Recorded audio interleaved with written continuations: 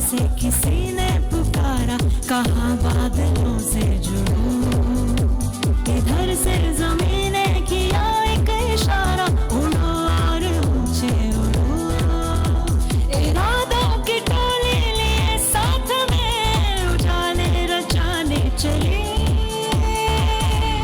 मैं देश बनाने चली। नाज है भारत को उन बेटियों पर जो चुपचाप इतिहास रच जाती हैं। सीमा हो या संकट की घड़ी, वो वर्दी पहनकर मातृभूमि की ढाल बन जाती हैं। न सिर्फ कमांड देती हैं, न सिर्फ सैल्यूट लेती हैं, निशाना साधती भी हैं और समर्पण की मिसाल भी बन जाती हैं। हौसलों की ऊंचाई जब पर्वत से टकराती है तो एक शक्ति कर्नल, कैप्टन, विंग कमांडर और लेफ्टिनेंट कहलाती है। नमस्कार, आप देख रहे हैं आपका अपना कार्यक्रम अपना आसमान और आपके साथ मैं हूं दीक्षा कोहली। आज का कार्यक्रम बहुत खास है क्योंकि आज हम सेना की शक्ति का वंदन कर रहे हैं। मैं देश बनाने चली। तो आइए आज अपना आसमां कार्यक्रम में रूबरू होते हैं अपनी आज की खास मेहमान से, मेरा नाम मेरी पहचान के माध्यम से। Thank you Diksha for inviting me in this programme. बहुत अच्छा लग रहा है अपना आसमान प्रोग्राम में। मैं हूं कैप्टन श्वेता मिश्रा। मैंने अपनी सर्विसेज दी हैं करगिल वॉर के दौरान और ऑपरेशन पराक्रम के दौरान। आजकल मैं सोल्जर्स के फैमिलीज़ के वेलफेयर के लिए as a chairperson family welfare organisation अपना टाइम डेडिकेट करती हूँ और कुछ टाइम फ्रीलांस राइटिंग और वीडियो पॉडकास्टिंग में व्यतीत करती हूँ। मैं हूँ विंग कमांडर गीतांजलि सिंह। मैं एरोनॉटिकल इंजीनियर थी इंडियन एयरफोर्स के साथ और अभी 4 महीने पहले मैं कहूँगी जनवरी में मैं रिटायर हुई हूँ इंडियन एयरफोर्स से 14 साल की सर्विस के बाद। बहुत बहुत स्वागत है आपका मैम। और इसी के साथ हमारे स्टूडियो में मौजूद है युवती शक्ति जो दिल्ली विश्वविद्यालय से आज हमारे बीच स्टूडियो में मौजूद है। आपका भी बहुत बहुत स्वागत है। तो आइए बढ़ते हैं कार्यक्रम में आगे और बात करते हैं सफर संघर्ष की और बात करते हैं नारी शक्ति की। मैम, आप दोनों ने ये लाइफ जी है। आज मेरे सामने आर्मी और एयरफोर्स दोनों की सैनिक शक्ति हमारे सामने है। जब ये आवाज़ आपने ऑपरेशन सिंदूर के दौरान आर्म फोर्सेस की आवाज़ बनकर देखी, क्या लगा, क्या जहन में आया कि क्या अब नारी शक्ति दुश्मनों को करारा जवाब दे रही है, या फिर लगा कि अब जो देश की बेटियां हैं वो सुरक्षा की कमान पूरी तरह संभाल रही हैं? दीक्षा, अगर कोई टाइम है इंडियन आर्म्ड फोर्सेस में यूनिफॉर्म में एक वुमेन का होने का तो वो आज है। ये मैं प्राउडली कहती हूँ। जब उनका हम देखते हैं प्रोजेक्शन मिलता है, जब हम देखते हैं कर्नल सोफिया को, जब हम देखते हैं विंग कमांडर व्योमिका को ब्रीफिंग दे रही हैं ऑपरेशन सिंदूर के बारे में, क्या हुआ, क्या इंडिया ने किया, वो सिर्फ इंडिया नहीं सुन रहा था, वो पूरी दुनिया सुन रही थी। और हमने विमेन को as leaders, military leaders project किया विश्व पटल पर। तो इतना खूबसूरत जो नज़ारा था, बड़ा अच्छा लगा देखकर। एक विजय भारत की थी और दूसरी विजय एक महिला होने के नाते, एक एक्स आर्मी होने के नाते मुझे एक फीलिंग ऑफ प्राइड थी एक वर्दी में पहनी हुई महिला को, क्योंकि ये महिला सशक्तिकरण का भी एक पल था। क्या तो बात, बहुत खुशी हुई मुझे। क्या बात। Wing commander Geetanjali. दीक्षा, मैं ये कहना चाहूँगी कि जब भी एक छोटी बच्ची टीवी देखती है या कहीं पे भी कुछ भी सुन रही होती है, उसमें अगर एक नारी की आवाज़ और ऐसे एक ऑपरेशन में जिसमें कुछ दिन पहले ही रोती बिलखती महिलाओं को बोला गया था कि जाइए अपने प्रधानमंत्री को बताइए कि हमने क्या किया यहाँ पहलगाम। बिल्कुल, आप देखिए कितना करारा और सटीकता से जवाब दिया गया है। भारत ने अपने इन महिलाओं के माध्यम से और हर उस बेटी को जिसने वो इतने डिस्टर्बिंग विजुअल्स उस टीवी पे देखे कि महिलाएं, किसी की माँ, बेटियां वहाँ रो रही थी, और वहाँ देखिए कुछ दिन बाद 2 महिलाएं यूनिफॉर्म को पहन के और अपने देश के ऑपरेशन के बारे में बिल्कुल प्रिसाइसली एक एक इंफॉर्मेशन शेयर करती हैं और सिर्फ ना ही देश को बल्कि पूरे विश्व को बताती हैं कि भारत की शक्ति क्या है, नारी शक्ति क्या है। क्या बात है। जनरली मैम, अगर आर्मी या एयरफोर्स के ऑपरेशंस की बात करूं, किसी मिशन की बात करूं, तो मुझे लगता है इतिहास में ऐसा पहली बार हुआ कि किसी मिशन या किसी ऑपरेशन का नाम सिंदूर पर रखा गया। और अगर भारत की संस्कृति की बात करें तो सिंदूर एक महिला की शान है, एक महिला की आन है। आतंकवादी हमले में या मैं कहूँ भरसक हमले में जिस तरीके से एक महिला के सिंदूर को उसके सामने मिटा दिया गया, इससे बड़ा दर्दनाक हादसा और कोई नहीं हो सकता। ऐसे में भारत का जवाब, नारी शक्ति आवाज बनेगी, सिंदूर मिटाने का अंजाम क्या है वो हमारा देश तुम्हें बताएगा। इस जवाब को जब आप देखती हैं क्या मन में उठता है, कितने गर्व की भावना आती है? दीक्षा, मैंने सर्विस दी है मिड 1990s में से शुरुआत किया था सर्विस में। उस समय से लेकर मैं आज कंपेयर करती हूँ, क्या जबरदस्त प्रोग्रेस है। ऑपरेशन सिंदूर एक एग्जाम्पल था, ना सिर्फ जैसा कि मैंने पहले कहा कि एक इमेज बनी महिला सशक्तिकरण की। ऑपरेशन सिंदूर सक्सेस है इंडिया की मिलिटरीली, ऑपरेशन सिंदूर सक्सेस है इंडिया की डिप्लोमेटिकली। इंटेलिजेंस इतना ज़बरदस्त गैदर किया गया, तो ओवरऑल जो पिक्चर बनती है एक सक्सेस ऑफ ऑपरेशन सिंदूर दिखाई पड़ती है। कैसे वो चेंज हुआ 1990 से लेकर के अब तक, मैं ये बैठ करके कंपेयर करती हूँ तो मुझे अपने दिन याद आते हैं सर्विसेज के। और अगर आप अनुमति दे तो मैं एक छोटा सा इंसिडेंट में अपना नरेट करना चाहती हूँ। जब मैंने ज्वाइन किया था इमीडिएटली आउट ऑफ मैंने अपना यंग ऑफिसर्स ट्रेनिंग के बाद ज्वाइन किया था यूनिट में जा करके, तो मैंने एक फील्ड एम्यूनिशन डिपो में ज्वाइन किया था। एक यंग लड़की अर्ली 20s में एक ऐसी फील्ड एम्यूनिशन डिपो में जाती है। फील्ड एम्यूनिशन डिपो आप समझेंगे बिकॉज ऑफ सिक्योरिटी रीजंस वो एक ऐसी जगह लोकेटेड होती है जो शहर से या इंसानी जहाँ पर सभ्यताएं जो रह रहे हैं लोग उससे बहुत दूर होती है। और ये मैं बात कर रही हूँ डेजर्ट एरिया की। तो यहाँ पर एक लड़की, यंग लड़की अर्ली 20s में आती है, पोस्ट होती है, और उससे पहली उस फील्ड एम्यूनिशन डिपो में महिला अधिकारी में थी। उससे पहले किसी ने कभी किसी महिला को यूनिफॉर्म में ही नहीं देखा था। तो एक क्वेश्चन मार्क था, ये वर्दी में पहनी हुई महिला क्या ये काम कर पाएगी? क्या एक फौजी की तरह ये ड्यूटीज दे पाएगी? क्या ये पुरुषों को ऑर्डर्स दे पाएगी? तो हर जो एक्टिविटी थी वो स्क्रूटनी के साथ देखी जाती थी, क्वेश्चन मार्क के साथ देखी जाती थी। लोगों को विश्वास होता था कि ये विश्वास नहीं होता था कि कर पाएगी कि नहीं कर पाएगी। तो ये इनिशियल स्ट्रगल डेज थे।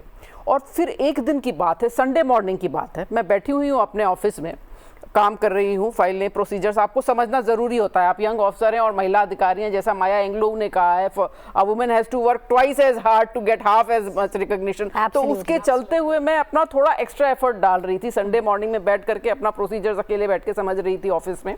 उस समय एक गार्ड दौड़ा हुआ आया है एम्यूनिशन डिपो का, चेहरे पे उसकी हवाइयाँ उड़ी हुई, बिल्कुल डरा हुआ। उसने कहा, मैडम जो फील्ड एम्यूनिशन डिपो है उसका जो पेरीमीटर है उस पर आग लगा हुआ है, धुआं निकल रहा है। फील्ड एम्यूनिशन डिपो में आग लगा हुआ, अगर आप गूगल करेंगे तो आपको पता लगेगा कि एम्यूनिशन डिपो का आग मतलब explosions and destruction of major proportion. CAD Pulgaon का एक इंसिडेंट हुआ था, 20 लोग मरे, आसपास के विलेजेस खाली किए गए, एक्सप्लोजन स्प्लिंटर्स होते रहे। तो अगर वो जो पेरीमीटर से आग अगर एम्यूनिशन में लग जाती है तो बड़ा हादसा होने वाला है। ये डर था उस आदमी के चेहरे पे, और वो मुझे क्वेश्चन मार्क से दिख रहा था। ये जो गार्ड्स होते हैं, ये गार्ड्स डीएससी के होते हैं जो कि mid 40s early almost 50s, तो ऑलमोस्ट डबल दी एज, बिल्कुल। और एक 20-22 साल की लड़की की तरफ वो देख रहे हैं फॉर इंस्ट्रक्शंस। पहला काम था कि ऑब्वियसली ड्रिल फॉलो करना, सीनियर्स को रिपोर्ट करना। दूसरा काम था उठाओ फायर एक्सटिंग्विशिंग इक्विपमेंट्स और चलो फायर फाइट करने के लिए। डरे हुए गार्ड सामने खड़े हुए हैं क्योंकि वो देख रहे थे कि अभी क्या करना है। एम्यूनिशन डिपो में आग का मतलब है कि भागें या फायर फाइटिंग करें, क्वेश्चन मार्क वाली स्थिति है। लीडरशिप का चेहरा देख रहे थे वो। जैसे ही उनको बोला, इंस्ट्रक्शन दिया गया कि फायर फाइटिंग होगी, सारे fire fighting beaters, extinguishers, hooks, sand buckets लेके जाओ, सारे दौड़ पड़े। कुछ देर में सपोर्ट रीइंफोर्समेंट आ गई, फायर ब्रिगेड्स आ गई, लेकिन उस फायर को डाउस करने में 4 घंटे लगे। और जब 4 घंटे बाद हम वापस ऑफिस में आके बैठे, तब एक ऑफिसर ने, सीनियर ऑफिसर, सभी सीनियर थे, मैं जूनियर मोस्ट थी, एक ऑफिसर ने एक स्टेटमेंट दिया, श्वेता ने टाइम से फायर फाइटिंग, बहुत सही टाइम से फायर फाइटिंग शुरू की और पूरे 4 घंटे वो इंस्ट्रक्शंस देती रही कैसे फायर फाइटिंग करनी है, किसको कहाँ एक्ट करना है। थोड़ी देर के लिए पॉज था, उस कॉन्फ्रेंस रूम में ऑफिसर्स बैठे थे सभी। उसके बाद फिर बाकी डिस्कशंस शुरू हो गए कि क्यों फायर हुई, क्या एक्शंस लेने चाहिए। लेकिन वो एक मोमेंट था, वो मेरे लिए आज तक मेरे जहन में आज तक एग्जिस्ट करता है। क्यों? क्योंकि उस दिन सिर्फ फायर नहीं बुझी थी, एक स्टीरियोटाइप बुझा था कि एक महिला लीडरशिप पोजीशन ले सकती है, आदमियों को डायरेक्शन दे सकती है, क्राइसिस सिचुएशन में एक्ट कर सकती है वर्दी पहन के, एज मच एज कि पुरुष ऑफिसर, मेल ऑफिसर्स जैसा कर रहे हैं वैसा। तो फायर के साथ साथ एक स्टीरियोटाइप ब्रेक हुआ था। मैं यहाँ एक ऐड करूंगी कि ये एक इंसिडेंट है, छोटा सा इंसिडेंट है, लेकिन ऐसे कई इंसिडेंट हैं, रोज होते हैं। हमारे जो साथ की लेडी ऑफिसर्स हैं, उन्होंने कई ऐसे एक्टिविटीज़ की हैं जिससे ये बात रीइंफोर्स हुई कि हाँ ये कर सकती हैं, और वो कर भी रही है, बिल्कुल कर रही हैं।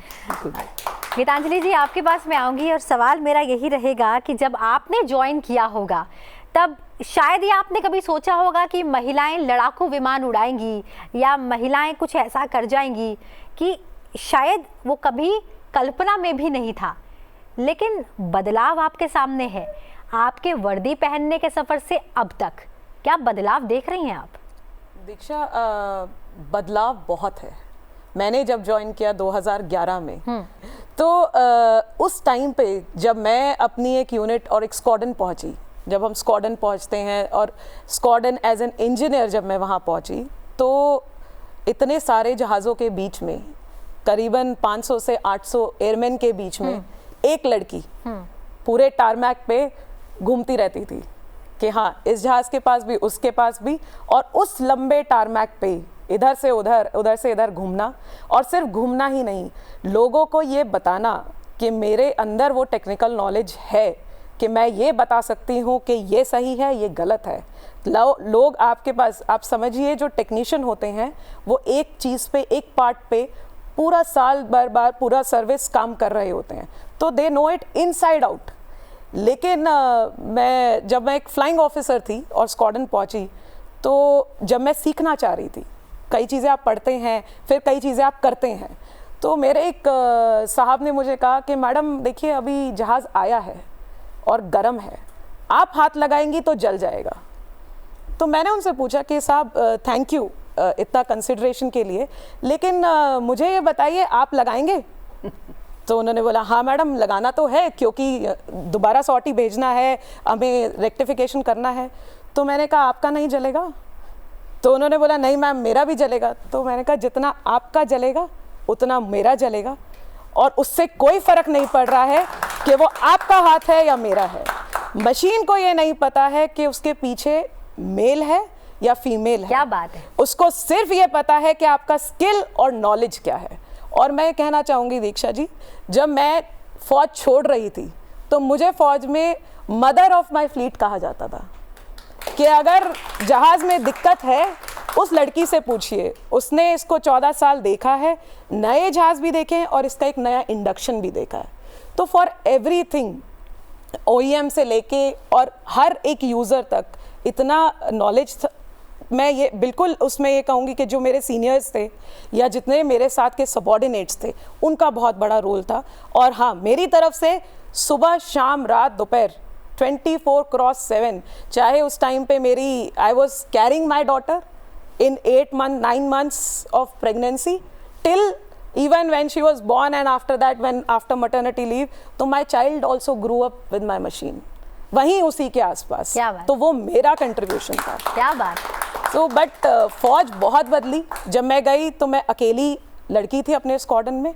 उसके बाद जब मैं आ रही थी तो मैं आज बहुत गर्व से और खुशी से ये कहती हूँ कि जब मैं अपना स्क्वाड्रन और यूनिट लास्ट छोड़ के आई हूँ तो वहाँ पे हर दूसरे तीसरे लोगों के बाद एक लड़की महिला अफसर खड़ी है। महिला अफसर है या अग्नि वीरांगना है, पर बहुत अच्छा लगता है वो देख के कि हाँ we are there and we are proving what we can do. यहीं पे मैं आपकी जर्नी पर भी आऊँगी जी। 4 साल की एक छोटी सी बच्ची एक ख्वाब देखती है, ख्वाब देखती नहीं है, अपनी डायरी में भी लिख देती है, और वो भी तब जब शायद महिलाओं की उस स्तर पर एंट्री भी नहीं थी। बिल्कुल। लेकिन एक आर्टिकल ने आपको ऐसा प्रभावित किया कि आपने उसे अपनी ज़िंदगी बना डाली। जी। क्या है वो आपके सफ़र की कहानी? तो देखिए 4 साल की जब मैं थी तो मेरे नाना जी बहुत शौकीन थे। उन्हें बड़ा अच्छा लगता था जहाज़ देखना। ही वॉज मशीन या जहाज़ के बारे में बहुत ही उनको शौक था कि बेटा ये ऐसा होता है वैसा होता है। तो यहाँ IGI एयरपोर्ट के पास में वो हमें लेके आए कि देखना यहाँ से टेक ऑफ दिखाता हूँ। 4 साल की छोटे छोटे बच्चे, मैंने 2-3 कमर्शियल एयरलाइंस उड़ते हुए देखे। फिर मैंने उनको पूछा कि ये ग्रे वाला जहाज़ क्या है, ये एक अलग रंग का जहाज़ मैंने देखा कि ये बिल्कुल अलग है। तो उन्होंने बोला देखो ये पीछे तिरंगा दिख रहा है राउंडल, ये हमारा भारतीय एयरफोर्स का जहाज़ है।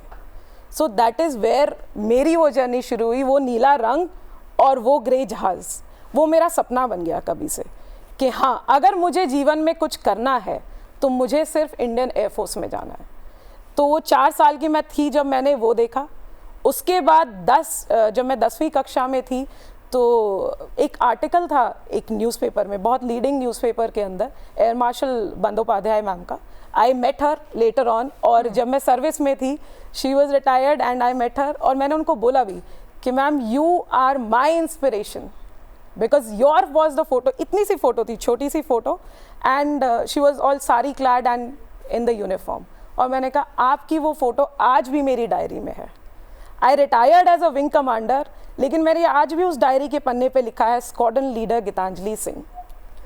तो वो तब मैनिफेस्ट, आज हम बातें करते हैं मैनिफेस्टेशन और ऐसा कर देंगे। हाँ, मेरा गोल तब से ये क्लियर था, और क्लियर नहीं, मेरे साथ के स्कूल में बच्चों को, कॉलेज में जो मेरे कोर्स में से, सबको पता था कि ये लड़की इंडियन एयरफोर्स ही जाएगी। तो आज भी अगर मुझे कोई मैसेज करता है तो लोग यही कहते हैं कि you lived up your dream. And yes, I am grateful by God and the opportunities that came into my way that I could, मैं अपना एक सपना जो बचपन से एक सपना था वो मैं जी पाई, and to the fullest with no regrets. Second चीज़ मैं इसके साथ एक डवटेल करना चाहूँगी दीक्षा जी। आपने जैसे पूछा ऑपरेशन सिंदूर और उसका महत्व, तो देखिए मैं कहूँगी लाल रंग एक सिंदूर जो है वो गहना है एक मैरिड लेडी का। लाल रंग खतरे का निशान भी है। और ये जो ऑपरेशन और उसके बाद जो फॉलोअप हुआ, इसकी जो जड़ थी कि ये आतंकवादियों को जवाब देने के लिए शुरू हुआ, उसके बाद 2 लेडी ऑफिसर आके यूनिफॉर्म में बैठ के बताती हैं कि देखिए वो जो सिंदूर, जो गहना आपने छीना था, उसका ये जवाब है जो कि एक खतरा है। क्या बात। तो बहुत क्लियर एक कट जवाब दिया गया है इससे, और मैं बहुत खुश हूँ इस चीज़ से। शायद मेरे जैसी लड़की कहीं बैठ के कभी किसी को देख रही होगी और इस माध्यम से ज़रूर देखा होगा और सोच रही होगी कि हाँ, ये तो मुझे जीवन में बनना है, ये तो मुझे जीवन में करना है। श्वेता मैम, जब पहली बार बहुत छोटी सी उम्र में ही जब वर्दी आ गई थी ज़िंदगी में, क्या बदला था ज़िंदगी में? क्या जिम्मेदारी का एहसास हुआ था, या फिर ऐसा लगा कि जो सपना आप देखती आई थी वो आज आपने जी लिया? दीक्षा, इधर पर मैं एक सेंटेंस, एक कॉन्सेप्ट में लेके आती हूँ जो यंग बच्चों को समझना चाहिए। वो है कि आपका जो रेफरेंस ग्रुप होता है वो बहुत आपको इम्पैक्ट करता है। आप किसके साथ रहते हैं वो बहुत इन्फ्लुएंस करता है आपको। कॉलेज के दिनों में मैंने out of interest, out of curiosity join किया एनसीसी। एनसीसी जब ज्वाइन किया तो कुछ हाइट थी, कुछ पोस्चर ठीक था, कुछ मार्च पास्ट ठीक था। रिपब्लिक डे कैंप में सिलेक्ट हुए। रिपब्लिक डे कैंप में सिलेक्ट होने के बाद कमांड बहुत अच्छी थी, तो राजपथ, जो उस समय राजपथ कहलाता था, आज कहलाता है कर्तव्य पथ, उस पर मैंने कंटिजेंट जो मार्च होता है उसका मैंने परेड कमांड किया। एनसीसी गर्ल्स मार्चिंग कंटिजेंट की 1992 की मैं परेड कमांडर रही। उसके बाद जो कंपटीशन होता है परेड कमांड का, उसमें all India best parade commander रही। और ये सब करते हुए जब ये सारा जब एनसीसी कैंप्स वगैरह हो रहे थे, उसके बाद मैंने इंडिया को रिप्रेजेंट किया Indo Canada youth exchange programme में। अगेन जो बाकी सारे जो एनसीसी में बेस्ट एंड बेस्ट बॉयज़ थे, क्रीम डे ला क्रीम थे, वो सिलेक्ट हुए थे यूथ एक्सचेंज प्रोग्राम में। तो उनके साथ काफ़ी समय, कनाडा में भी और इंडिया में भी उनके साथ काफ़ी समय बीतता था। और ये सभी भी एक्स एनसीसी कैडेट थे बॉयज़। तो इनका जैसे ही ग्रेजुएशन ख़त्म हुआ, उनका नेचुरल प्रोग्रेशन था सीडीएससी का फॉर्म भरना है, हमने आर्मी में एसएसबी की तैयारी करनी है, हमने एयरफोर्स की तैयारी करनी है। तो ये कॉन्वर्सेशंस होते थे उस समय तक। Concept that women are joining army या नेवी या एयरफोर्स वो बिल्कुल ही नया था। As in I am from the initial most batches जो होते हैं डिफेंस फोर्सेज में, मैं उनमें से हूँ। तो ये कॉन्सेप्ट ही नहीं था। इत्तेफाक की बात है कि एक दिन पेपर खुला और उसमें छोटा सा ऐड था, entry scheme for women, entry scheme for women in army navy and air force. Form भरा मैंने, क्योंकि सारे बॉयज़ भर रहे थे, क्लासमेट्स थे, फ्रेंड्स थे, बॉयज़ भर रहे थे, फॉर्म भरा। और ये जो ज्वाइनिंग ऑफ आर्मी था वो एक नेचुरल प्रोग्रेशन था, एनसीसी से आगे और फिर आर्मी ज्वाइन किया। तो सर्टेनली एक सेंस ऑफ अचीवमेंट था और सर्टेनली एक सेंस ऑफ कंपटीशन था। वो क्या कर रहे हैं तो हम क्या, ये थॉट नहीं था कि मैं विमेन हूँ, ये थॉट कभी भी नहीं था। ये था कि हाँ, अगर वो लोग बेस्ट, क्योंकि बेस्ट कैडेट कंपटीशन है, यूथ एक्सचेंज में जो भी इवेंट्स होते थे उसमें आप इर्रिस्पेक्टिव ऑफ जेंडर कॉम्पीट करते थे टू परफॉर्म। तो यहाँ भी irrespective of gender the concept था कि मैं यहाँ पे बेस्ट रहूँगी अकेडमी में। और जो मैं रही अकेडमी में, एक चीज़ कहलाती है अपॉइंटमेंट, जो कि आप जैसे क्लास के मॉनिटर हैं उसी तरह एक, अगर आप अपने बैच में बेस्ट हैं तो वो एक अपॉइंटमेंट रहे, वो भी out of thought of competition that I have to be best. वो एक अंदर से will to be the best था, वो था। तो certainly it has always been कि रेफरेंस ग्रुप अच्छा करना चाह रहा था तो मैं भी उनके साथ अच्छा करना चाह रही थी। तो मेरा ये सबमिशन है आपके क्वेश्चन पर। श्वेता मैम, और आप निरंतर आगे भी बढ़ती रही और आप मिसाल बनी कई महिलाओं के लिए, कई बच्चियों के लिए प्रेरणा भी बनी। जब आपने अपनी ज़िंदगी की शुरुआत की उसके बाद as an officer, as an army officer, Kargil हो, ऑपरेशन पराक्रम हो, तब से लेकर अब तक आपने सेना में कई बदलाव देखे होंगे, बढ़ती हुई नारी शक्ति देखी होगी और नेतृत्व के रोल्स में भी आपने महिलाओं को देखा होगा। कितना बदलाव देखती हैं आप तब से लेकर अब तक, और कोई ऐसा किस्सा जो आज भी आपको याद आता हो जिसमें आपकी इन्वॉल्वमेंट रही हो? मेरा जो दीक्षा इन्वॉल्वमेंट ऑपरेशन पराक्रम में यूँ था कि मैं याद करती हूँ वो दिन छुट्टी पर थे, सर्विंग कैप्टन थे, सेंट्रल इंडिया में एक जगह पोस्टेड थे और अपनी कज़न बहन थी, उसकी शादी अटेंड कर रहे थे। 13 दिसंबर की बात है 2001। उस दिन जो खबर आती है कि पार्लियामेंट पर अटैक हुआ है, 5 टेररिस्ट ने पार्लियामेंट पर गोलियां चलाना शुरू किया है। फिर शाम तक पता लगा उनको न्यूट्रलाइज कर दिया गया है। लेकिन उस इवेंट के बाद उस समय जो प्राइम मिनिस्टर थे अटल बिहारी वाजपेयी, उन्होंने डिसीजन लिया कि अब आर्मी मोबिलाइज होगी और पाकिस्तान को इसका मजा चखाया जाएगा। इस डिसीजन के बाद मेरे पास खबर आती है आपकी लीव कैंसिल है, जॉइन बैक और ऑपरेशन पराक्रम शुरू हो रहा है। बच्ची को, मेरी छोटी बच्ची थी, गोदी में 2 साल की लगभग गोदी में रहती थी, मदर को के पास छोड़ा। हस्बैंड मेरे ऑलरेडी पोस्टेड थे कश्मीर में कहीं पर टेररिस्ट से लड़ते हुए। तो बच्ची को मैंने अपनी मदर के पास छोड़ा और ऑपरेशन पराक्रम के लिए ज्वाइन करा यूनिट में। ज्वाइन करते ही टास्क मिला कि ये आपको ये एक ट्रेन है, एयर डिफेंस इक्विपमेंट जो है वो पूरा गुड्स ट्रेन में लोडेड है। उस ट्रेन को लेकर के आपको इंटरनेशनल बॉर्डर पे पहुंचना है।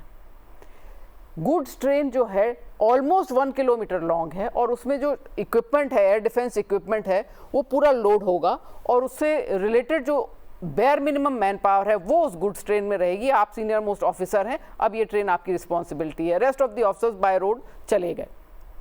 ये ट्रेन में बैठ करके, गुड्स ट्रेन में बैठ करके हम रवाना हुए सेंट्रल दिल्ली से इंटरनेशनल बॉर्डर की तरफ। 15 दिन ये गुड्स ट्रेन ने लिए। कुछ, एक तो अपने आप में ये स्पेशल ट्रेन थी जो कि रूटीन ट्रेन के मूवमेंट्स में नहीं होती, कुछ डिप्लॉयमेंट के रीजंस थे, कुछ कई अदर रीजंस थे जिसकी वजह से 15 दिन मैंने एक गुड्स ट्रेन में ओनली लेडी निकाले और बिल्कुल सक्सेसफुली एक पूरी ट्रेन में जो एयर डिफेंस इक्विपमेंट्स हैं और जो उसके साथ एसोसिएटेड मैन है उनको सक्सेसफुली एक जगह से दूसरी जगह पर ट्रांसफ़र करना, ये अपने आप में एक बहुत बड़ी बात है और ये बहुत सक्सेसफुली मैंने किया। तो ये उस समय जब कहीं पर भी देखते थे लोग कि ट्रेन में सिंपल सी चीज़ है, अगर स्टेशन कमांडर है, जो स्टेशन मास्टर होते थे, वो जहाँ भी ट्रेन रुकी वो रिपोर्ट लेने आते थे कौन सी ट्रेन, देखकर दंग रह जाते थे कि ये महिला है। तो इस तरह, क्योंकि आदत ही नहीं थी लोगों को देखने की कि महिला भी आर्मी में है या महिला भी ज्वाइन करती है, लोगों को पता ही नहीं था, वो इन्फॉर्मेशन नहीं थी, तो लोग आश्चर्यचकित हो जाते थे। आज ऑपरेशन सिंदूर के बाद जब प्रोजेक्शन मिला है कर्नल सोफिया कुरैशी और विंग कमांडर व्योमिका से, तो बच्चा बच्चा देश का जानता है कि हाँ, महिलाएं वर्दी पहनती हैं और महिलाएं लीडरशिप रोल लेती हैं। तो ये फर्क है, जब पता ही नहीं था आप ड्यूटी कर रहे हैं और अब पता है और सेलिब्रेट किए जा रहे हो, बड़ा कॉन्ट्रास्ट। इसीलिए मैंने कहा ये सबसे सही टाइम है महिलाओं का आर्म्ड फोर्सेस में होने का, क्योंकि रिकॉग्निशन है, रिस्पेक्ट है और सेटिस्फैक्शन है सर्विसेज देने के, और एक विश्वास है कि हाँ, वो रिश्ता जो हमारी जिंदगी बनाता है वो हमारा सबसे बड़ा रक्षक है। क्योंकि जेन्युइनली हम ये कहते हैं कि यदि एक माँ हमें जन्म देती है तो हमारी सबसे पहली रक्षक हमारी माँ ही होती है, जो यदि हमारे लिए कोमलता का रूप है तो हमारे लिए दुर्गा भी बनना जानती है। गीतांजलि जी, आपसे मैं जानना चाहूँगी, कहते हैं कि एक महिला बड़ी कोमल होती है, स्वाभाविक है, भावनात्मक भी होती है, इमोशंस भी बहुत होते हैं, लेकिन जब आप वर्दी में होते हैं तब सिचुएशन कैसी भी हो, इमोशन से ऊपर नेशन होता है, जाहिर सी बात है। क्या कोई ऐसा किस्सा याद आता है जब लगा हो कि इस ड्यूटी के दौरान आंखों में आंसू आने नहीं देने और अपने आप को इतना मजबूत रखना है कि आप सामने वाले को भी टूटने नहीं देंगी? क्या कभी ऐसा कोई किस्सा याद आता है? बिल्कुल दीक्षा, एक नहीं बहुत सारे किस्से याद आते हैं, लेकिन एक बहुत स्पेसिफिक किस्सा मैं बताना चाहूँगी। मैं जब यहीं एक स्टेशन में पोस्टेड थी तो हमारे जहाज़ में बहुत बार ऐसा होता है कि कोई इंजर्ड, कहीं ऑपरेशन चल रहा है कहीं पे, और एक बहुत ही क्रिटिकल पेशेंट जिसको बुलेट्स लगी हैं और अंडरवे है, ट्रीटमेंट चल रहा है, और उनको लेके यहाँ आया जाता है आरआर और यहाँ वाले हॉस्पिटल्स में। तो उनको रिसीव करने के लिए कभी कभी फैमिलीज़ भी होती हैं। उसी जहाज़ में कहीं एक या दो कॉफिन भी होते हैं और एक इंजर्ड पर्सनल भी होते हैं। तो जब मैं, आप ये समझिए 20 साल की थी जब कमीशन हुई, जब अपने स्क्वाड्रन पहुंची तो मात्र 21 साल की, और कभी मैंने ऐसा कुछ नहीं देखा था अपने जीवन में। जब एक ऐसा जहाज़, मुझे बोला गया कि जहाज़ भेजना है और ऐसा होना है, ठीक है, लॉन्च सक्सेसफुल मिनिमम टाइम में भेजा। जब इसको रिसीव करने के लिए मैंने देखा कि एम्बुलेंस तो है ही है, लेकिन परिजन भी हैं, और परिजन हैं, बच्चे हैं, वाइफ भी खड़ी है। उस समय उस कॉफिन को निकाल के हैंड ओवर करना और उस महिला को हैंडल करना, उन बच्चों को देखना, उस टाइम पे लगता है, और वो बच्चे कॉफिन को देख रहे हैं लेकिन वो आपको भी देख रहे हैं। तो उस समय आपको लगता है कि आप, ये जो वर्दी है ना, ये सिर्फ वर्दी नहीं है, ये एक रिस्पॉन्सिबिलिटी है। And secondly, you represent the nation, you can not dare to break down anywhere. And पता नहीं कहाँ से वो हिम्मत आई, लेकिन जितना मेरे दिमाग में, मेरे दिल में और क्या नहीं चल रहा था, जो मैंने अपनी माँ को जाके शाम को फ़ोन करके बोला, लेकिन एक आंसू नहीं निकला उस टाइम पे।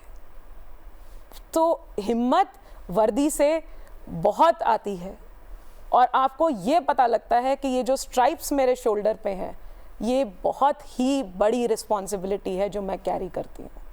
तो ये ऐसे ऑपरेशंस, ऐसी चीज़ें बहुत देखने को, और बहुत चीज़ें होती हैं ऐसी दिन पर दिन जिसमें आपको ये देखने को मिलता है।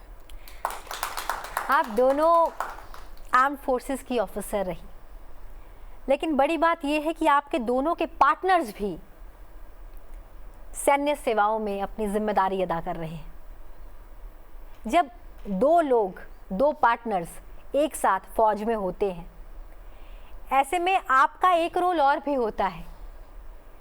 आप आर्म्ड फोर्सेस में आर्म्ड ऑफिसर्स तो ज़रूर हैं, आर्मी ऑफिसर होने के साथ साथ आप किसी की बेटी हैं, आप किसी के बेटे हैं, आप किसी के माता पिता भी हैं, एक परिवार का हिस्सा हैं। ऐसे में कोई भी ऑपरेशन हो, आपकी कहीं ड्यूटी हो, आपके पार्टनर की ड्यूटी कहीं और हो और आपकी ड्यूटी कहीं और हो, तो फैमिली को मैनेज करना कितना चुनौतीपूर्ण होता है? श्वेता जी। दीक्षा, तुमने ऐसा क्वेश्चन पूछा है, मैंने तुमको बताया अभी ऑपरेशन पराक्रम के दौरान जब मैं ट्रेन लेकर के गई थी, उस समय मेरे पति ऑलरेडी राष्ट्रीय राइफल बटालियन में कश्मीर में पोस्टेड थे और मैं डिप्लॉयड थी इंटरनेशनल बॉर्डर में कुछ मीटर्स दूर पाकिस्तान के, और वेट कर रहे थे हम किस दिन ऑर्डर आएगा और हम पाकिस्तान पे अटैक लॉन्च करेंगे। वो डिसीजन, पॉलिटिकल डिसीजन जब भी होना हो, हम मिलिटरीली हम रेडी होकर के वेट कर रहे थे। उस दौरान मुझे एक खबर आई, मुझे एक फ़ोन आया कि आपके हस्बैंड को गोली लगी है। My God. मेरे हस्बैंड सर्विंग ऑफिसर जो राष्ट्रीय राइफल बटालियंस में हैं, एक उनको इंटेल मिला कि यहाँ पर टेररिस्ट हैं। वो अपने सेक्शन को, टीम 8 लोगों की टीम को लेकर के 4-5 घंटे बर्फ़ में चलते हुए, राइफल्स लेते हुए जब पहुँचे उस जगह पे जहाँ पे टेररिस्ट हैं, तो वहाँ उनको टेररिस्ट मिले, 3 टेररिस्ट मिले। और जब वो मिले तो उनके साथ जो एक्सचेंज ऑफ फायर्स होना शुरू हुए। जब एक्सचेंज ऑफ फायर्स होना शुरू हुए तो मेरे हस्बैंड ने ज़रूर उन टेररिस्ट को मारा, लेकिन जब उन टेररिस्ट ने भी वापस से जब फायर किया तो मेरे हस्बैंड को कई गोलियां लगीं, छाती पर, चेहरे से फ्लैश लेते हुए, कान से, और उनके पॉकेट में जो हैंड ग्रेनेड, जो ग्रेनेड लॉन्चर था, उसमें आग लगी तो पूरे शरीर पर आग लग गई। ऐसी स्थिति में वो हॉस्पिटल में एडमिट रहे, बेस हॉस्पिटल में श्रीनगर में एडमिट रहे, कई महीनों तक रिकवर होते रहे। और चूंकि ऑपरेशन पराक्रम चल रहा है, महिला होने के नाते ऑपरेशन पराक्रम के दौरान सर्विंग सभी पर्सनल की छुट्टियां कैंसिल थी, तो मैं इंटरनेशनल बॉर्डर पे रही उस समय। मुझे ये विश्वास था कि हॉस्पिटल में जब देखभाल हो रही है एक मिलिट्री ऑफिसर की, तो मिलिट्री जो है, डॉक्टर्स हैं, उन पर ट्रस्ट था। और मेरे हस्बैंड से भी जब बात हुआ, उन्होंने कहा कि मैं रिकवर कर रहा हूँ, रिकवर हो करके आऊँगा। तो हाँ, आंसू निकले कि नहीं निकले उसके बारे में सोचने का वक्त नहीं मिला। ये वो वक्त था जब बेटी माँ के पास है, हस्बैंड बेस हॉस्पिटल में श्रीनगर में रिकवर कर रहे हैं बुलेट इंजरी से, और मैं खुद बॉडी टैग लगाकर, बॉडी टैग वो होता है जो आपको लगा होता है अगर वॉर में अगर आपकी डेथ हुई तो वो बॉडी आइडेंटिफाई करने के लिए एक मेटल का टैग होता है, वो लगाकर इंटरनेशनल बॉर्डर पे वेट कर रही हूँ कि कब अटैक का ऑर्डर आएगा और हम बॉर्डर क्रॉस करेंगे। तो आज रेट्रोस्पेक्टिवली जब मैं सारे सिनेरियोज एक साथ बोल रही हूँ तो सुनने में ऐसा विभत्स सा लग रहा है, बट हैविंग लिव्ड थ्रू उस इंसिडेंट्स को 4-5 महीने तक, उस वाक़े को, to live that and continue to extend your services as officer, वो मैं करती रही एज एन एक्सीलेंट ऑफिसर। तो वो मैं करती रही, तो वो जज्बा आता है ट्रेनिंग से, irrespective as I said lady और जेंटलमैन, वो जज्बा आता है मिलिट्री ट्रेनिंग से। अगर हम जैसे लोग आपकी बात सुन रहे हैं, मुझे लगता है टीवी सेट के उस पार बहुत सी महिलाएं सुन रही होंगी।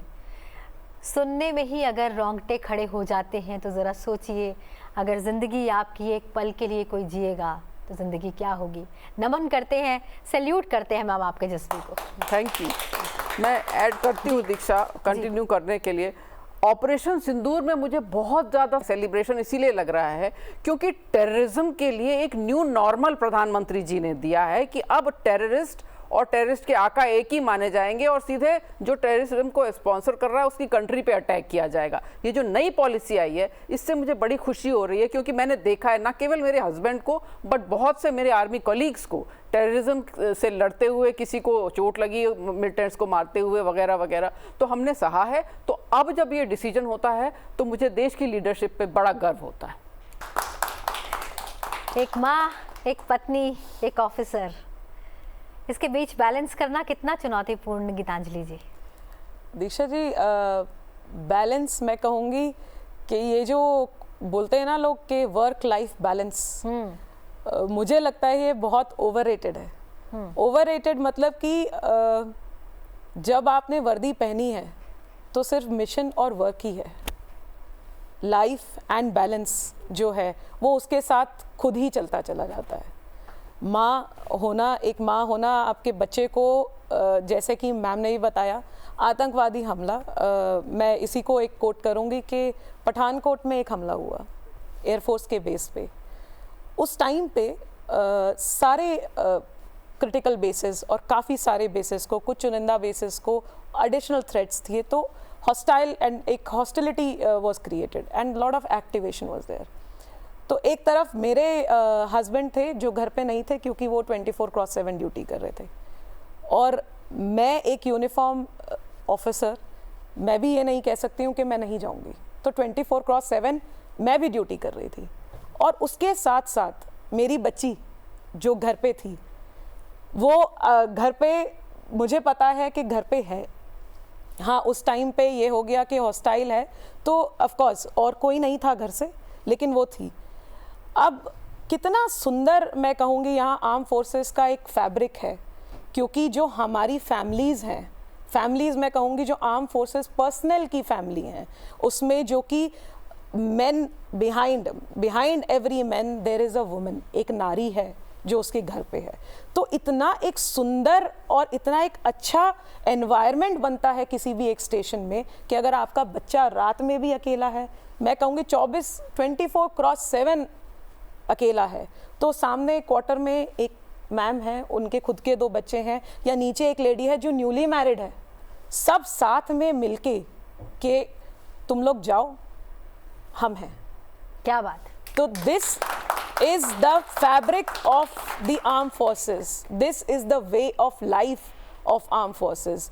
एक दूसरे को मिलजुल के हर कोई उसके अंदर है। Ma'am, this is the fabric of Bharat. बिल्कुल बिल्कुल बिल्कुल। वो भारत जहाँ पर हम ये कहते हैं कि अगर कोई जवान उस बॉर्डर पर हमारी रक्षा कर रहा है तो वो हमारा भाई है, और उसका परिवार हमारा परिवार है। सच में ये जज्बा जो आपके अंदर है, ये हर भारतीय के अंदर आप लोगों को देखकर ही आता है। जिस तरीके से आप इस हौसले के साथ आगे बढ़ते हैं कि हम हैं, हम देख लेंगे, तो हर भारतीय ये महसूस करता है कि हाँ, जिस माँ ने हमें जन्म दिया, जब वो हमारी रक्षा के लिए खड़ी हो सकती है, तो भारत की हर बेटी भारत की रक्षा कर सकती है। और हमें गर्व है कि हम भारतीय हैं और उस देश के वासी हैं जहाँ की नारी शक्ति इतनी बुलंद है। बहुत बहुत धन्यवाद वो होने के लिए जो आप हैं। और मुझे लगता है कि स्टूडियो में बैठी हमारी युवती शक्ति के मन में बहुत से सवाल हैं, तो आइए सीधे रुख करते हैं आप ही के सवालों पर। नमस्कार मैम, मेरा नाम पूजा है और मैं उत्तराखंड के एक छोटे से शहर रुड़की से आती हूँ। वहाँ पर आज भी लड़कियों को एक उड़ान दी जाती है, बट माना जाता है कि अंधेरा होने से पहले घर भी आ जाना है वापस।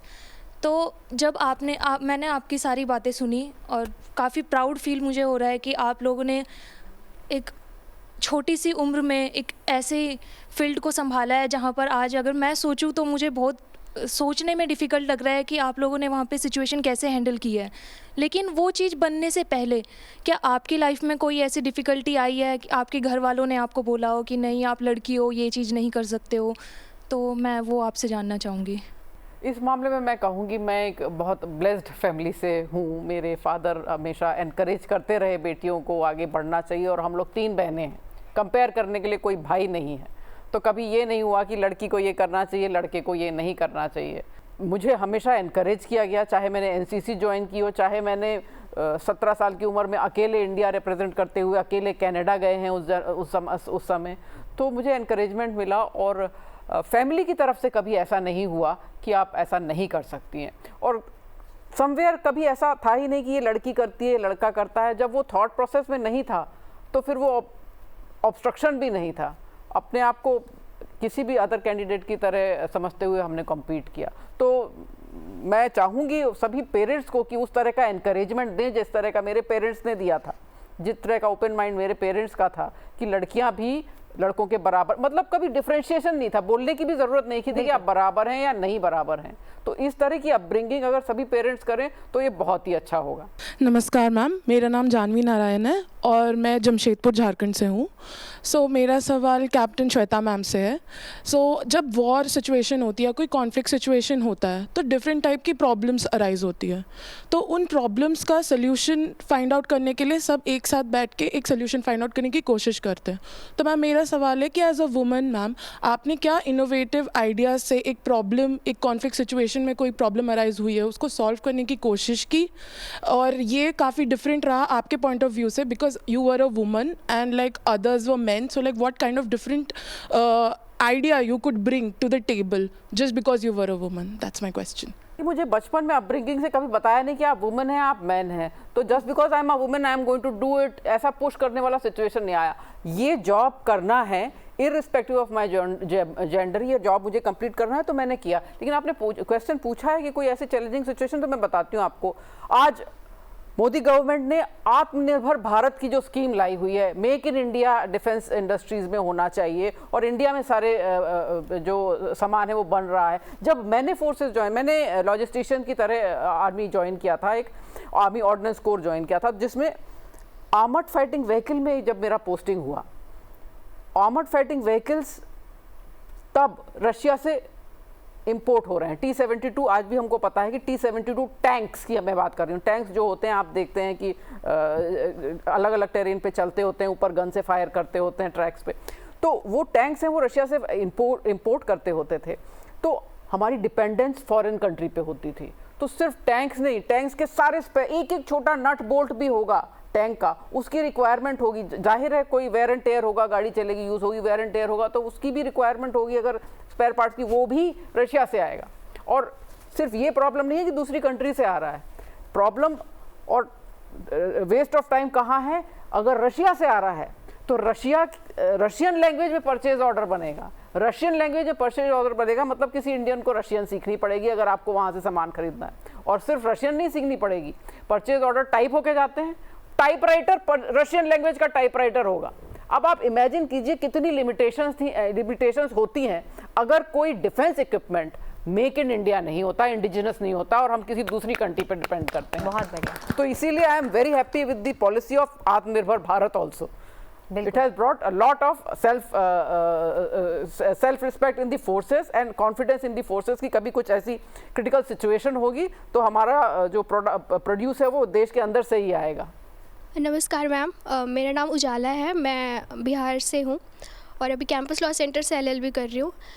मुझे ये जानना है कि अभी का माहौल चाहे जैसा भी हो, अभी भी मैं यहाँ से दिल्ली यूनिवर्सिटी से LLB कर रही हूँ, या हम लड़कियां जो भी कर रही हैं, सब कुछ आज का ज़माना इतना बदल चुका है। हम कहते हैं कि लड़कियां लड़कों के बराबर हैं या जो भी, पर कई बार मुझे ये महसूस होता है कि मेरे साथ कभी ऐसा भेदभाव घर पे या कहीं नहीं हुआ, लेकिन फिर भी मुझे ये महसूस होता है कि मैं लड़कों की दुनिया में जी रही हूँ।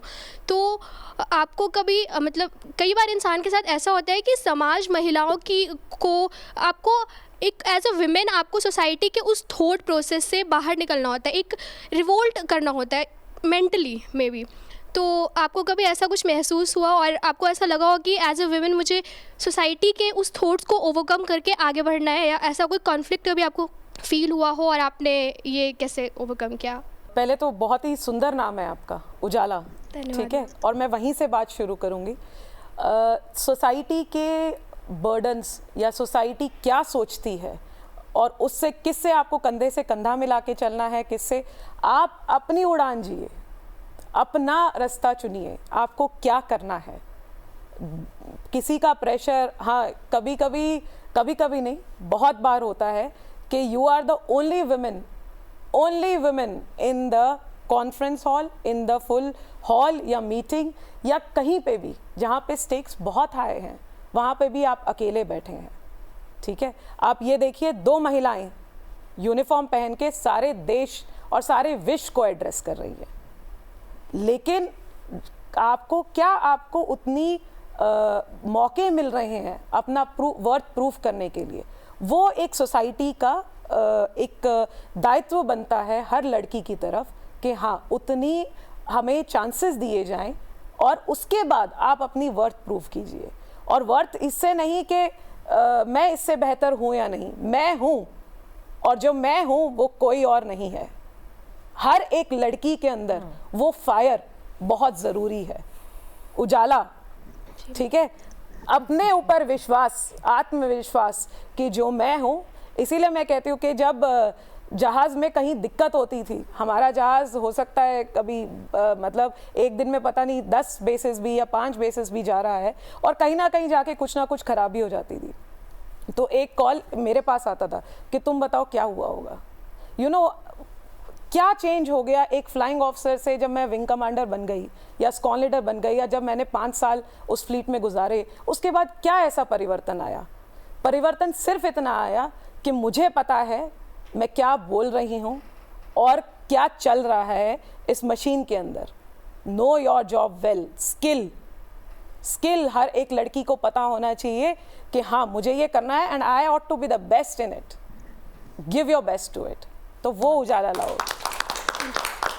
मैं इसमें ऐड करने की अनुमति चाहूंगी अगर ऑब्जेक्शन ना हो, क्योंकि जो उसने एक वाक्य कहा कि कभी कभी मुझे लगता है कि मैं पुरुषों की दुनिया में रह रही हूँ, ये बिल्कुल she has hit the nail on its head.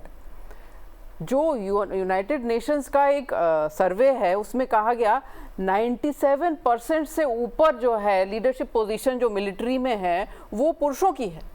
So women की जो लीडरशिप पोजीशन है वो 2% भी नहीं है। वर्ल्ड ओवर का एवरेज बोल रही हूँ मैं, इंडिया की नहीं, पूरे वर्ल्ड में। तो पुरुषों की दुनिया में तो हम रह रहे हैं और वो स्ट्रगल मुझे पता है। जो आपने सेंटेंस कहा वो defines my initial years, because हम बिल्कुल नए थे आर्मी में, जब किसी को आदत ही नहीं थी यूनिफॉर्म में देखने की, तो बहुत रेजिस्टेंस थी। बिल्कुल प्योरली पुरुषों की दुनिया में हम थे और हर दिन अपने आप को जस्टिफाई करना पड़ता था।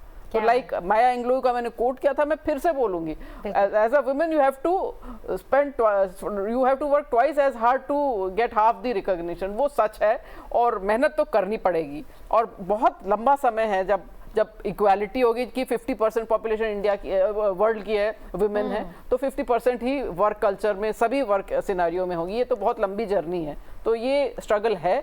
I totally identify with you on that. Indira Nooyi said this के women's biological clock and the career clock get in perfect sync। आप जहाँ पे आपके करियर में राइज कर रहे होंगे वहीं पे आपकी खुद की भी रिस्पॉन्सिबिलिटी। जब आप माँ बनते हैं, एक बच्चा है छोटा, उसको कैसे नर्चर करोगे आप उसकी स्ट्रगल्स और उससे वो भी साथ साथ चल रहा है। तो work life balance like you said ना, तो मैं कहूँगी एज अ फौजी ज़्यादा थॉट प्रोसेस ना देते हुए टिपिकल फौजी वे में जिंदगी जीनी है। क्या बात है, बस जिंदगी जिए। वैसे भी लाखों की जुबान पर लग जाएगा ताला जब अपना आसमान की उड़ान भरेगी उजाला। बिल्कुल। अरे हाँ। चलिए कोई और सवाल। What are the combat techniques that a female should learn during wartime situation? जिस दिन आप फौज ज्वाइन करते हैं उस दिन से आपकी ट्रेनिंग शुरू होती है और हर दिन आप ट्रेन करते हैं। जिस दिन से आप ज्वाइन करते हैं हर दिन आप ट्रेन करते हैं। वॉर अगर हो गया तो ठीक, नहीं हुआ तो आप नेक्स्ट डे फिर ट्रेनिंग करेंगे। तो वॉर लाइक सिचुएशन में आप क्या लर्न करेंगे उसके तो गुंजाइश रह ही नहीं जाती है। एक सेइंग है कि sweat so much in peace that you do not have to bleed in war. तो वो सच्चाई है। तो वॉर टाइम में सीखने का टाइम नहीं होता। इनके सवाल से ये समझ पा रही हूँ। हालिया एग्जांपल देती हूँ, चंडीगढ़ एडमिनिस्ट्रेशन ने अभी हाल ही की सिचुएशन में एक अनाउंसमेंट की थी कि जितने भी लोग कुछ ऐसी विकट परिस्थिति आने पर अपनी सेवाएं देने के लिए, देश के नाम आगे आने के लिए तैयार हैं, तो आपको हम सिविल डिफेंस के लिए तैयार करेंगे, ऐसी कॉम्बैट सिचुएशंस के लिए तैयार करेंगे, आप आएँ। तो ऐसा माना जाता है, एग्जैक्ट फिगर्स नहीं, कि 25,000 के करीब लोग खुद आगे चलकर आए थे कि वो देश के लिए आगे आने को तैयार हैं। तो मैं उनकी बात से ये समझ पाती हूँ कि ऐसी कोई परिस्थिति आए, कोई विकट परिस्थिति आए, या अपने देश के लिए हम घर पर रहकर भी अग्निवीर के लिए तैयार होना चाहते हैं, तो क्या कोई ऐसे टिप आप उनको साझा करना चाहेंगी? मैं ना केवल खुद एक आर्मी ऑफिसर रही हूँ और एक आर्मी ऑफिसर की वाइफ हूँ, बल्कि मैं बेटी हूँ एक रिटायर्ड हाई कोर्ट जज की। तो मैंने कंपेयर किया है कि सिविल ऑर्गेनाइजेशन में आप अगर किसी सीनियर पोजीशन पे होते हैं तो कितनी आपको रिकॉग्निशन रिस्पेक्ट मिलती है, और एक मिलिट्री ऑर्गेनाइजेशन में आप सीनियर ऑफिसर होते हैं तो कितनी रिकॉग्निशन और रिस्पेक्ट मिलती है। वॉर टाइम में आज के दिनों में हर इंसान सल्यूट कर रहा है, salute you, respect you, but ये बड़ी छोटी मेमोरी होती है पब्लिक की। कुछ दिनों बाद ये मेमोरी चली जाती है और फिर मिलिट्री के पर्सन्स को थोड़ा स्ट्रगल करना पड़ता है रिकॉग्निशन के लिए, सोशल में सेटिंग्स में, सिविल सेटिंग्स में। तो अगर हो सके सभी सिविलियंस से रिक्वेस्ट है कि जहां भी कोई सोल्जर दिखे उसको सम्मान दें, उसको रिस्पेक्ट दें। इससे ज़्यादा कुछ नहीं मांगता एक सोल्जर, क्योंकि वो उसका ट्रेनिंग ये हुआ है कि उसको देश की रक्षा करनी है। वो अपना जो सब कुछ न्यौछावर करेगा देश की रक्षा करने के लिए। कोफ्त होता है, दुख होता है जब वो सिविल में आता है, जिन लोगों की रक्षा कर रहे हैं उन्हीं से लड़ाई हो रही है, उन्हीं से डिसरिस्पेक्ट मिल रही है। तो सिविल ऑर्गेनाइजेशंस परपेचुअली और हर समय अगर फौजियों की रिस्पेक्ट करते रहें, वर्दी वालों की रिस्पेक्ट करते रहें, तो ये बहुत ही खूबसूरत सिचुएशन होगी भारत में।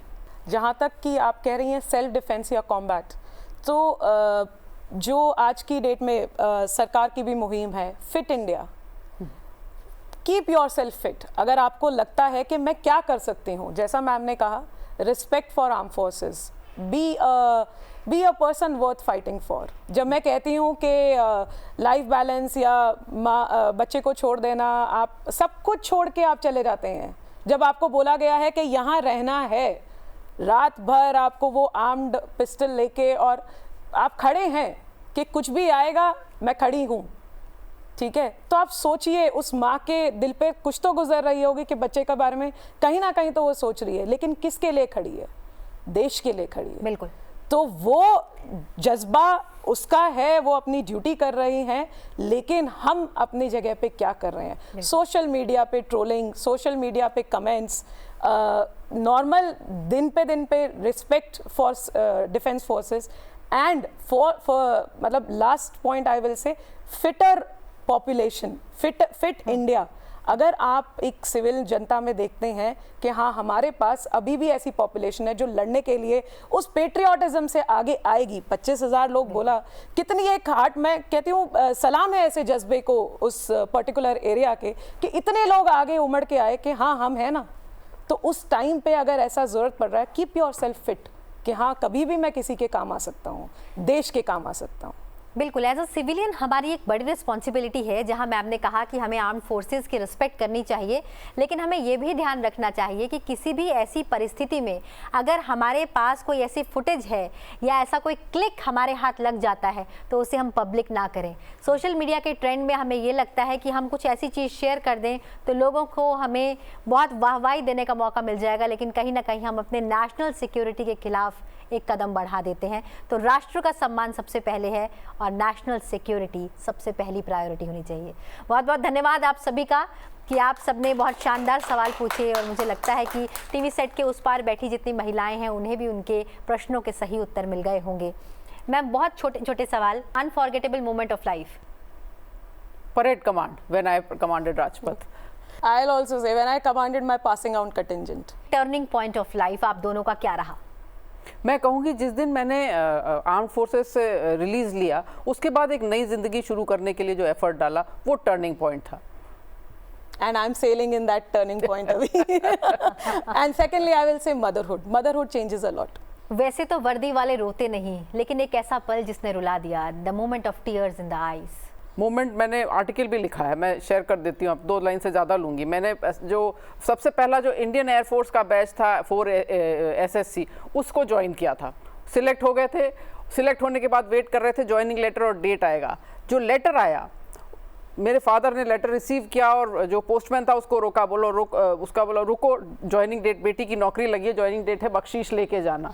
और जब वो एनवेलप खोला तो उस एनवेलप में लिखा था that Air Force is not yet ready to take women officers in the infrastructure of Air Force is not yet ready to take women officers. वो रात रोई थी मैं, सामने किसी के नहीं रोए थे। उस इत्तेफाक की बात है कि मैंने एयरफोर्स के साथ साथ आर्मी भी अप्लाई किया था, और दूसरे दिन ही मैंने अपना बक्सा पकड़ा। SSB कॉल था आर्मी का, बक्सा लिया, ट्रेन में बैठे और SSB कॉल के लिए चले गए। वो न्यू ईयर की रात थी, पूरी रात उस ट्रेन में मैंने रोते हुए गुजारी है उस बर्थ पे, और सुबह दूसरे दिन आर्मी के SSB का इंटरव्यू दिया है। तो वो मुझे बड़ा, I can never forget that. Most emotional moment was losing my coursemate. I could not get over that point of time. So that was one of the heartwarming moments in one of the crashes. आप फौज में ना होते तो कहाँ होते? मुश्किल है सोच पाना, बट ये है कि हाँ MSc फिजिक्स कंप्लीट हो रहा था, इलेक्ट्रॉनिक स्पेशलाइजेशन, तो शायद बाकियों की तरह सॉफ्टवेयर की लाइन में गए होते, बट कभी बैठ के सोचा नहीं, तो मुश्किल है कह पाना। विंग कमांडर गीतांजलि, जो पहले ही अपने नाम के आगे स्क्वाड्रन लीडर लिख चुकी थी, बिल्कुल, वो एयरफोर्स में ना होती तो कहाँ होती? देखिए, मेरे पास 2 ऑप्शन थे, मैं कहूँगी बल्कि 3 ऑप्शन थे ज्वाइन करने के लिए। एक बार थोड़ा डगमगाया भी, क्योंकि बहुत सारे कॉलेज मेट्स को देखा सॉफ्टवेयर कंपनी ज्वाइन करते हुए, तो मेरे को लगा शायद मुझे जाना चाहिए। दूसरा ऑप्शन आर्मी था, और तीसरा ऑप्शन तो जो था वो था ही इंडियन एयरफोर्स, और वही ड्रीम था। और मैं आज भी मतलब अगर मुझे आप कहेंगी कि 20 साल की गीतांजलि अगर होती तो और कहीं नहीं जाती, इंडियन एयरफोर्स ही जाती। आपका इंस्पिरेशन कौन है? किरण बेदी जी वर्दी में इकलौती हैं जो जिनको हम देखते रहे हैं, तो वर्दी पहन करके कैसे पब्लिक में बिहेव करना है और कैसे वर्दी की लाइफ के बाद कैसे आपको लीडरशिप पोजीशंस लेनी है, किरण बेदी जी।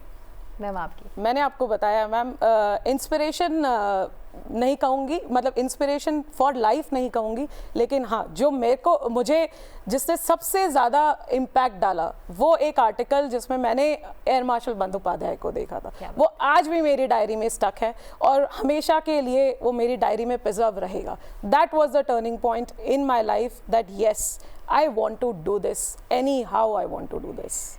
अंतिम सवाल, वर्दी एक शब्द में आपके लिए क्या है? Pride, national pride and absolutely thankful that I got opportunity to serve. मुझसे पहले वाली जो जनरेशन थी, महिलाएं थी, उनको ये अपॉर्चुनिटी नहीं मिली। So absolute sense of pride with uniform. Ma'am आपके लिए? Absolutely pride, 100% pride and full heart to it. बहुत बहुत धन्यवाद अपने इस सफ़र को हमारे साथ साझा करने के लिए। निश्चित रूप में वर्दी आपके लिए प्राइड है और आप हमारे लिए प्राइड हैं। बहुत बहुत शुक्रिया वो होने के लिए जो आप हैं, हमारे देश की रक्षक। हमें हमेशा आप पर गर्व है। कार्यक्रम के बिल्कुल अंतिम पड़ाव पर हम आ गए हैं। हम कहते हैं ये ज़िंदगी बहुत खूबसूरत है और इसे खूबसूरत बनाने वाली महिलाएं ही होती हैं। तो पूरे देश के नाम आपका एक खूबसूरत सा संदेश इस ज़िंदगी के नाम। फुल हार्टेडली डोंट वरी कि क्या आपके साथ प्रॉब्लम्स आने वाली हैं, और अगर आती हैं तो जो एक कहावत है, फॉल 7 गेट अप 8, जितने बार आप गिरें दोबारा उठें, गिरे हुए ना रहें। जी गीतांजलि जी। मैं कहना चाहूँगी देश के नाम तो मैं सब देशवासियों को ये अपील करना चाहूँगी, be the person worth fighting for, be the person, be that, do not let that patriotism die. Bharat के अंदर, भारतीयों के अंदर जो जज्बा है वो किसी और देश में नहीं है। दूसरा संदेश सारी महिलाओं के लिए, सारी बेटियों के लिए, आप जो हैं और आप में जो शक्ति है वो किसी और में नहीं है, कहीं पे नहीं मिलेगी और किसी में नहीं मिलेगी। अपनी ऊपर विश्वास कीजिए। आत्मविश्वास बहुत बड़ी कड़ी है जीवन की। और sky is, I will say, sky is also not the limit. Very nice. You do not have any limits. So get up and live your dreams.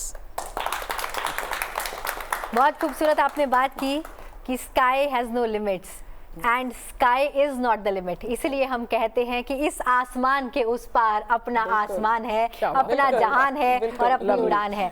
बहुत बहुत धन्यवाद इस कार्यक्रम में हमारे साथ शामिल होने के लिए, अपने इस जीवन के सफ़र को साझा करने के लिए बहुत बहुत धन्यवाद आप दोनों का। Thank you Diksha, thank you. साथ ही आप सभी का भी बहुत बहुत धन्यवाद कि आप इस कार्यक्रम में आई और आपने इस कार्यक्रम में 4 चांद लगा दिए। बहुत बहुत शुक्रिया। और अंत में यही कहना चाहूंगी कि हवा में उड़ान हो या रणभूमि का शौर्य, हर कदम पर नारी शक्ति अब गौरव की गौरव गाथा है। ये वो वीरांगनाएं हैं जो न सीमाओं में बंधती हैं। हाँ, याद रखिए, वैसे तो छेड़ती नहीं, लेकिन अगर कोई छेड़ दे तो छोड़ती नहीं। अपना आसमां में आज हमने बात की समर्पण की, सम्मान की, उन नारियों की जो देश के रक्षा संकल्प की पहचान है, जो कहती हैं हम सरहद हैं, हम आंधी भी हैं, हम भारत की बेटियां हैं और अब हम सिर्फ प्रेरणा नहीं, सुरक्षा की पहली पंक्ति भी हैं। इसी बात के साथ कि नित नए दिन, नए अरमान के साथ, नए जहान में नए जज्बे के साथ बढ़ते जाइए, क्योंकि इस देश की रक्षा, इस देश की सुरक्षा के साथ इस देश का भविष्य भी आपके हाथ में है। और मुझे दीजिए इजाज़त। नमस्कार। उधर आसमां से किसी ने पुकारा, कहा बादलों से जुड़ो, इधर से ज़मीन ने किया एक इशारा, उड़ो और ऊंचे उड़ो, इरादों की टोली लिए साथ में उजाले रचाने चले, न देश बनाने चले।